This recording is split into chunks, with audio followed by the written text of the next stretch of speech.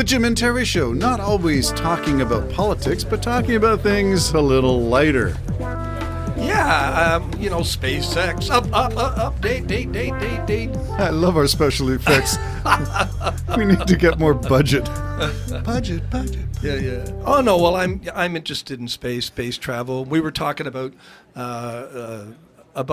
broadcasting energy from space, and did you see how big that guy's idea is of the solar panels? They're larger than a football field, the solar arrays. Several football fields. Yep. I think a kilometer long or something. Really huge. I think it can be done. I only have one problem with it, and that is knowing there's so much debris up there. You mean the solar sails even would get pulverized? Micrometeors and stuff that could just punch holes all through it, because it's very, very, what I saw anyways was very, very thin plastic of some kind. Okay, so the article we're referring to was from a CBS News report from July the 8th, so not too long ago. CBS Saturday morning, the host presented this thing on, and I think you can find it on YouTube. I can put a link in the description. But it's about groundbreaking research transmits energy from space to Earth. And we're looking at the potential of what it could mean in terms of finally solving the energy crisis that we have, so we no longer have to worry about fossil fuels and destroying the planet. Take over where Tesla left off back in wireless electrical transmission. He was convinced of it, and it would work. And obviously his enemies were convinced he was onto something, because that cut into their finance, their fortunes. It was like the same as when the first light bulbs were made, Terry. They would last forever. They had to figure out a way to make them break, and that's what they did. Prior to that, it's possible for you to find a light bulb to this day that was made 60 years ago, which still would light. Well, why is the built-in obsolescence? Well, why is everything built like that? Everything's built to quit, fail. Well, I'm blaming God, first of all, because we're built to quit, too. We are, but apparently that was our doing back in the garden. I'm not sure I go with that. I think it's planned obsolescence. All right, whatever. I blame the designer. You can take it up with him when you get there. The transmission of energy can be done from Earth, too. And it is broadcast like microwave waves and radio waves. And I know I've heard people say, oh, God, what's it going to do to us? Yeah, we're going to fry our brains. Apparently nothing. It'll just go right through you to this where it's supposed to be received. And that's everything that needs energy would have a receiver. A house would have one receiver for the entire house. A car would have a receiver for a car. Well, we do have Wi-Fi. Is that not the same principle? Same idea. And the idea being is, okay, now you've got an electric car that doesn't need to stop and be refueled. It'll be refueled automatically, and you'll get the bill at the end of the month. You don't even need the rails, like the third rail on a subway train? Nothing like that. Nothing like that. It just beams right through the air into the receptacle, and that then would distribute the energy to where it was designed to distribute it. My dad brought this up like many, many years, 45 years ago, and he was a real believer in it. And he thought it was going to be coming a lot sooner than it did. And like the flying car, Dad, we're still waiting. But this broadcasting energy is a solution to a lot of the problems we have with electric cars, for instance, or even planes becoming electric, or flying cars, or little... anything that flies, that could be electric. What do you call them for, the things that you... Drones? Drones! Yes, little drones. Things that fly. I'm sorry. Under what category was that? Yeah. How many syllables? Yeah, well, I watched how it did. The fact that I get anything that you say anytime is a miracle. Yeah. So I like the idea. I think it has a lot of potential, and I'm really wondering then about going down the rabbit hole. How much money was thrown at advertising and or misleading information from the fossil fuel industry to portray itself as either green or we need it, we're dependent on it, let's switch to LNG, it's more clean. Fossil fuel is fossil fuel and CO2 is CO2, always remains the same, and it accumulates in the atmosphere. Finally, we're getting somewhere after your dad was saying this 50, 60 years ago. Well, the idea is you're absolutely right. And so if it doesn't go anywhere, I think you can follow the money. I think you can too. You know, they're Just like some cigarettes people and cancer. Some people would let everybody die for the sake of making money. Yeah.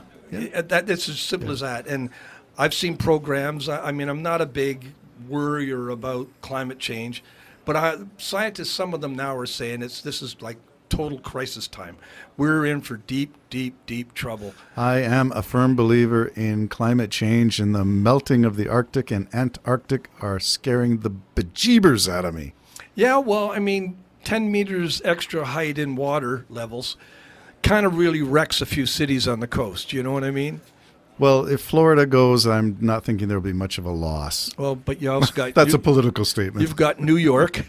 Yes, yeah, you would not want to see New York Yeah, and the population density there. Yeah. Well, it looks like everything's geared up that mankind's in trouble. How far above the Pefferlaw River are you?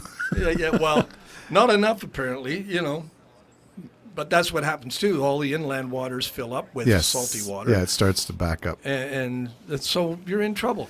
You are in trouble. Fresh water becomes a premium, and who's got it and who doesn't is the source of now wars. We're going to be fighting over And of course, the fresh world water. would come together and just share those resources as it's always done. Always done, Jim. Oh, maybe not. Yeah, the Jim and Terry Show predicting apocalyptic scenarios of global proportions. Yeah, I kind of lean that way. Yeah, it's easy to see that could be so. So that's one thing, the transmission of space. So going back into space then, what's latest on space? Oh, remember I told you over 130 cement trucks to repair? To do the base. Did you know the next load was 170 cement trucks? So you mean that's 130 plus 170? Plus 170 dump trucks. OMG. Yeah, that's... we cannot grasp the size. Now, the spaceship is growing. It's Yes, gonna they be put another ring on it. Yeah, another 2 meters or something. Yeah. It's high. I don't know what that is in feet. What is that? 2 meters, 8 feet? 6 feet. 6 feet. Okay, another 6 feet higher.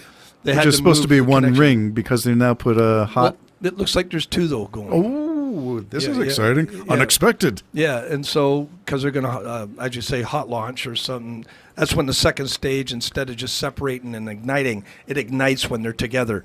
Apparently, this is a way better way of doing things, and to me, it sounds incredibly dangerous. When you're sitting on top of tons of fuel and you're going to light a match above that, that's fine. Okay, go on, Elon, do it. But this project is coming together so fast. Considering the amount of destruction from the first launch ever in the history of the world of those Raptor engines, and the size of the concrete chunks that were blasted like out of the 300 truckloads of concrete to fill the hole. And that's after adding all the parts. So I mean, the physical space of all the parts, the deluge system that's now in place. I can't wait to see this thing, the deluge system, tested. Oh, I want to see it tested too. It's massive. Now, we did have a proof of concept where they lit one Raptor engine and threw some buckets of water at it to see if... Buckets of water. I didn't want to be the guy on the side. Pass me another bucket. I think that was equivalent of Niagara Falls, and it held up. You know, but that was one engine, Terry. Yeah, I know. So 33, what are we going to do? Yeah, 33 rocket engines. Incredible. Oh, and they're thinking of adding another 3 to the spaceship. 3 engines. 3 for engines. 9. No, for... Wait.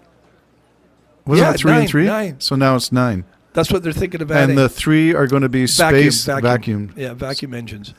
So I think you're going to see a quick progress once the whole thing actually proves itself. Oh, they get this thing into orbit, man. Oh, well, the first one, are you still thinking they're going to orbit? Because wasn't the first proof of concept just supposed to be a suborbital, and they both one's coming down near Hawaii, one's coming down into the water in the Gulf? Well, is that now changed? So the first launch is going to be orbital? No, I think it was going to be orbital. Because really? you see, if you're going those speeds... I'm excited. If you're going those speeds, you're going 17,000 miles an hour, kilometers an hour. So you can't be riding through air at that speed. You'll burn up. You know, you can't do it. So that means you have to go into orbit and then come back into the atmosphere. So I think that's the plan. And the beauty of it is I don't know if you've seen the latest camera work, But the last Falcon 9 that went up, crystal clear, like unbelievably clear. And you can bet that this is going to be just cameras everywhere.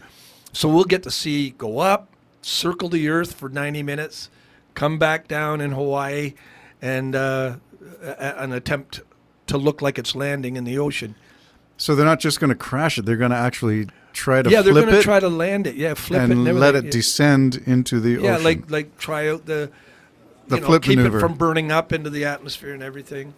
So it's exciting to me because again, you're looking at well over 400-foot now rocket, the most powerful in the world. And should they succeed in this, it's just going to advance mankind like crazy and cheapen the cost. You know how people always complain about the cost. Right. You know, he's talking running this thing down to like just a handful of millions to launch. That's amazing. It's like going and filling up your car for free. Yeah. It's amazing. So it is amazing. So we get excited about SpaceX.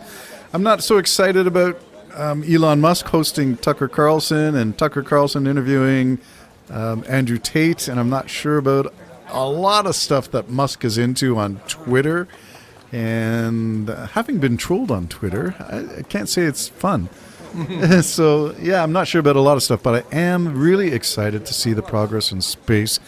I'm not sure that we will become an interplanetary species within our lifetime. I'm not sure. I'm not sure either, but if you talk to Musk, he'd say most definitely. He'd just say, "How's your health?" Well, don't you, most definitely. Don't you like tying your wagon to somebody who has absolute certainty? Whereas I'm an agnostic. I don't know for sure. I'm not sure I'd like to hitch my wagon to that one until I see. The Jim and Terry Show, talking about things a little bit lighter, as in space, light, that kind of stuff. Bye-bye for now. Bye-bye.